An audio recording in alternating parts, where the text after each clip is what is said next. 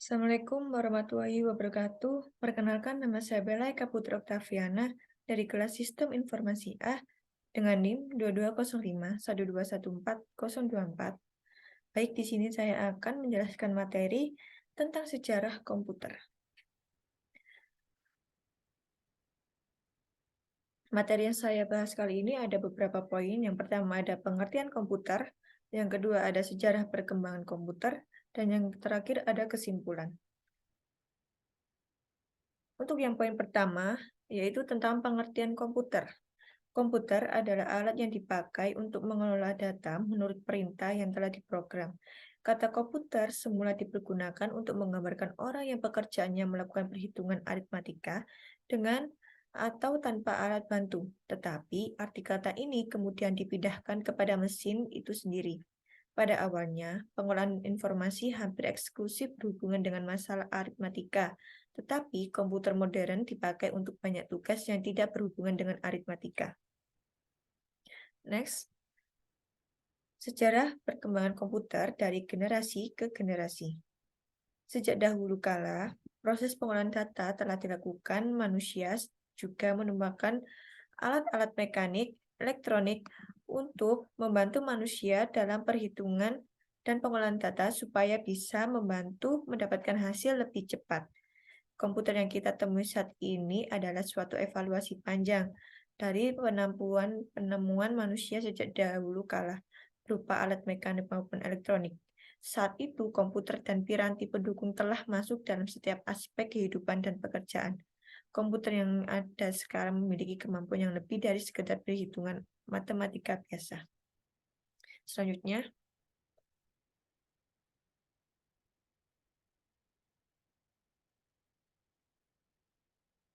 sebelum tahun 1910, adapun peralatan pengolahan data digolongkan menjadi 4 golongan. Yang pertama ada peralatan manual. Jadi peralatan manual mengelola data menulis menggunakan sebuah tangan. Untuk contoh alatnya yaitu ada abacus. Yang kedua, peralatan mekanik. Jadi peralatan mekanik mengelola data dan peralatan mekanik dengan cara menggerakkan tangan. Untuk contoh alatnya yaitu ada kalkulator, roda, numerik. Yang ketiga ada peralatan mekanik elektronik, yaitu mengelola data dengan menggunakan peralatan elektronik yang digerakkan secara otomatis menggunakan motor elektronik. Contoh alat yang digunakan yaitu kalkulator roda numerik 2. Yang terakhir ada peralatan elektronik, jadi mengelola data dengan menggunakan peralatan yang sepenuhnya bersifat elektronik. Contoh alat yang digunakan yaitu ada kalkulator mekanik. Baik, selanjutnya kita bahas ada alat abacus. Alat abacus muncul sekitar 5.000 tahun yang lalu di Asia Kecil dan masih dipergunakan beberapa tempat hingga saat ini, dan dianggap sebagai awal mula mesin komputasi. Alat ini memungkinkan penggunanya untuk melakukan perhitungan, menggunakan biji-biji yang digeser yang diatur pada sebuah rak. Para pedagang di masa itu menggunakan abacus untuk menghitung transaksi perdagangan. Seiring dengan munculnya pensil dan kertas, terutama di Eropa, abacus kehilangan popularitasnya. Ya, berikut itu ada ini adalah gambar alat abacus. Selanjutnya ada kalkulator roda numerik. Jadi pada hampir 12 abad muncul penemuan lain dalam hal mesin komputasi. Pada tahun 1642, Blaise Pascal tahun 1623 sampai 1662 yang pada waktu itu berumur 18 tahun menemukan apa yang ia sebut sebagai kalkulator roda numerik atau numerical well calculator untuk membantu ayahnya melakukan perhitungan pajak. Kotak persegi kuningan ini yang dinamakan Pascal lain menggunakan 8 roda putar bergigi untuk menjumlahkan bilangan hingga 8 digit. Alat ini merupakan alat perhitungan bilangan berbasis 10. Kelemahan alat ini adalah hanya terbatas untuk melakukan penjumlahan. Selanjutnya ada kalkulator roda numerik 2, yaitu ditemukan pada tahun 1964 oleh seorang matematikawan dan filsuf Jerman Gottfried Wilhelm von Leibniz tahun 1964 sampai 1716 memperbaiki Pascalen dengan membuat mesin yang dapat mengalihkan, sama seperti pendahuluannya. Pendahulunya, alat mekanik ini bekerja dengan menggunakan roda-roda gergigi. Dengan mempelajari catatan dan gambar-gambar yang dibuat oleh Pascal, Leibniz dapat menyempurnakan alatnya. Dan yang terakhir ada kalkulator mekanik. Charles Xavier Thomas de Colmar menemukan mesin yang dapat melakukan 4 fungsi aritmatika dasar. Kalkulator mekanik Colmar Arithmeter mempresentasikan pendekatan yang lebih praktis dalam kalkulasi karena alat tersebut dapat melakukan penjumlahan, pengurangan, perkalian, dan pembagian. Dengan kemampuan arithmeter banyak dipergunakan hingga masa Perang Dunia Pertama. Bersama-sama dengan Pascal Leibniz, Colmar membantu membangun era komputasi mekanikal.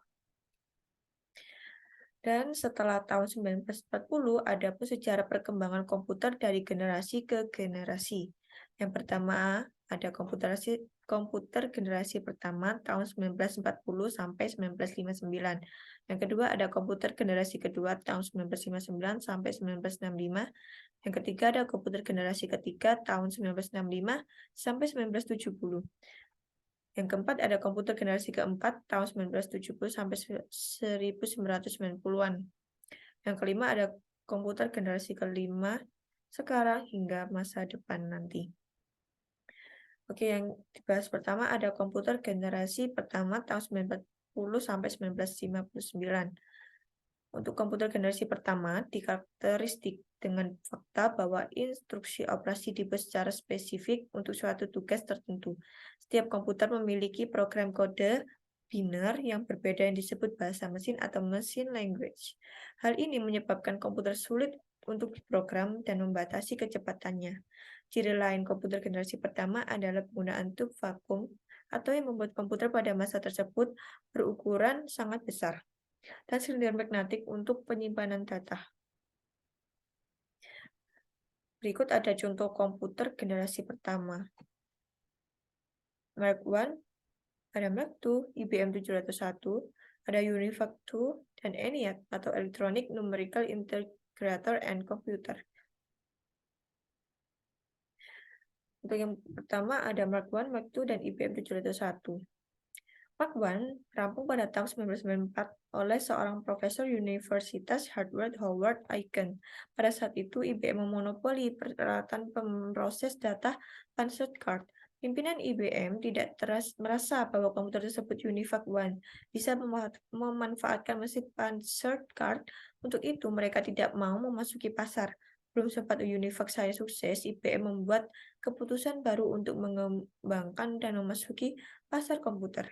Produk IBM pertama yang dijual di pasar adalah IBM 701 pada tahun 1953. Contoh yang kedua yaitu ada UNIVAC II.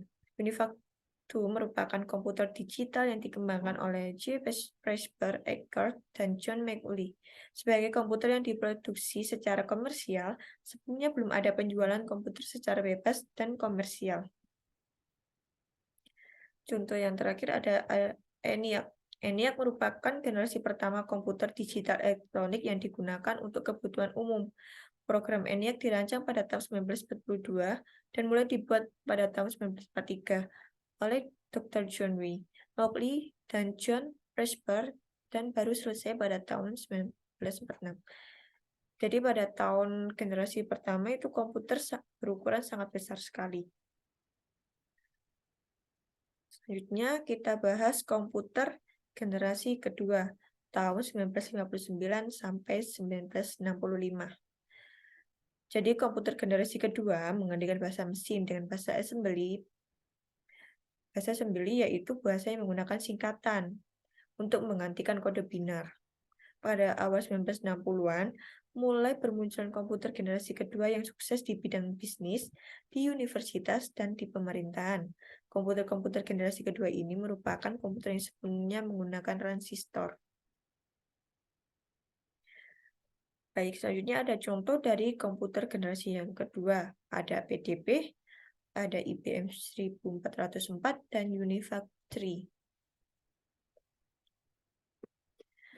Yang dibahas selanjutnya ada contoh dari komputer generasi kedua, yaitu ada PDP. PDP merupakan komputer yang dikeluarkan oleh Digital Equipment Corporation. PDB 1 muncul pada tahun 1959. PDB 5 didemonstrasikan pada tahun 1963. PDB 8 menyusul pada tahun 1964 dan PDB 10 diproduksi mulai tahun 1966. Arsitektur PDB 10 hampir sama dengan arsitektur PDB 6 di antara semuanya ada PDB 8 berukuran mini. Komputer PDB terpopuler juga yang mampu meramaikan pasar komputer pada saat itu. Selanjutnya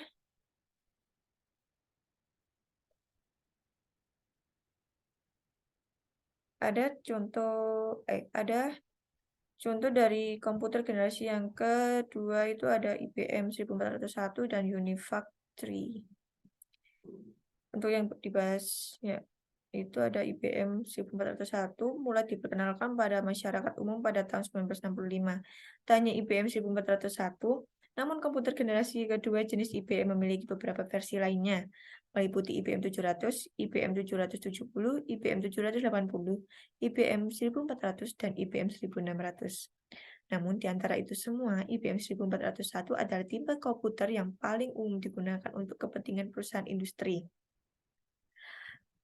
Selanjutnya ada UNIVAC 3, dirancang untuk melakukan berbagai format data, akan tetapi semua perubahan itu berpengaruh terhadap set instruksi, serta ukuran kata, sehingga perlu untuk menulis ulang di semua program. Dengan adanya kendala tersebut, alih-alih memperoleh UNIVAC yang lebih canggih seperti yang sudah diekspektasikan, justru malah banyak pelanggan yang berganti ke komputer ke jenis lainnya. Selanjutnya yang dibahas yaitu ada komputer generasi ketiga tahun 1965 sampai 1970. Jadi, komputer generasi ketiga merupakan komputer yang dibuat pada kisaran tahun 1965 hingga 1970. Pada saat itu, komputer tersebut juga dicirikan dengan Integrated Circuit atau IC. Perlu diketahui bahwa komputer generasi ketiga tersebut merupakan gabungan beberapa transistor di dalamnya, sehingga bentuknya bisa dibuat sedikit lebih kecil dibandingkan generasi sebelumnya yang memang cukup besar.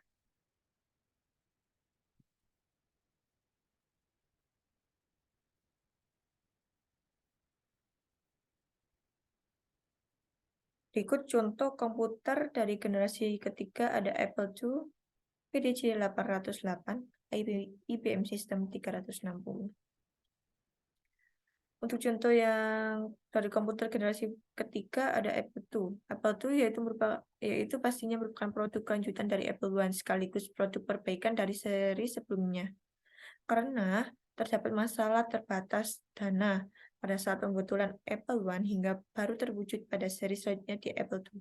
Diperkenalkan pada masyarakat sejak bulan April 1977 dengan kelebihannya menyimpan sebuah tampilan monitor dalam memori sehingga dapat memunculkan gambar. Yang kedua ada contohnya IBM System 360. IBM termasuk contoh komputer generasi ketiga yang pertama kali ada di mana produk ini diluncurkan pada bulan April 1964 dan tentunya dengan komponen Integrated Circuit. Produksi IBM dapat diklaim sebagai produk generasi ketiga yang paling sukses karena dilihat produk yang diluncurkan terdapat berbagai set compatible. Dan contoh terakhir dari komputer generasi ketiga ada PTC 808. Untuk tipe yang satu ini atau PTC 808 diperkenalkan pada tahun 1968 dan merupakan komputer pertama sebagai komputer yang digunakan untuk otomatisasi. Selanjutnya yang dibahas ada komputer generasi keempat tahun 1979 sampai 2000-an. Komputer generasi keempat atau yang dikenal dengan komputer mikroprosesor dibuat untuk menyempurnakan komputer generasi sebelumnya. Momen komputer generasi keempat muncul pada 1971 silam pada komputer generasi, menggunakan chip sebagai komponen utamanya. Chip termasuk merupakan gabungan dari kumpulan integrated circuit atau IC dan komponen listrik lainnya. Adapun contoh dari komputer generasi yang keempat ada IBM PC, Altair, 8800 dan Macintosh. Yang dibahas saat ini ada contoh dari komputer generasi yang keempat, ada IBM PC. IBM PC merupakan komputer pribadi yang dibuat oleh IBM. Komputer tersebut dibuat sekitar tahun 1981-an dan akhirnya berhenti diproduksi pada tahun 1987. Komputer tersebut menggunakan sebuah prosesor 16 bit dan Intel 8088 dengan kecepatan sebesar 4,77 MHz dan daya listrik yang dibutuhkan sebesar 63,5 watt serta memori yang dipakai sebesar 64 KB saja. Media yang digunakan untuk menyimpan data adalah floppy disk yang berkapasitas 320 KB sampai 360 KB. Yang kedua, ada contoh dari komputer generasi yang keempat, ada Macintosh atau sering juga yang disebut Mac, merupakan salah satu jenis komputer yang berbasis pribadi atau PC yang merupakan produk dari Apple. Macintosh sendiri pertama kali diluncurkan sekitar tahun 1984. Mac juga menjadi komputer pertama yang mengenalkan sistem antara muka melalui grafis atau bisa disebut GUI. Macintosh juga mengenalkan sistem tangan pada komputer saat ini kita kenal dengan mouse. Dan yang ketiga itu ada Altair 8800 adalah salah satu komputer pribadi yang termasuk ke dalam komputer generasi keempat. Altair sendiri dibuat oleh sebuah perusahaan yang bernama MITS. Saat itu MITS dipimpin oleh Henry Edward Roberts. Awal penemuan Altair 8800 ini ketika Roberts berkeinginan membuat komputer yang basisnya dari Intel 8080.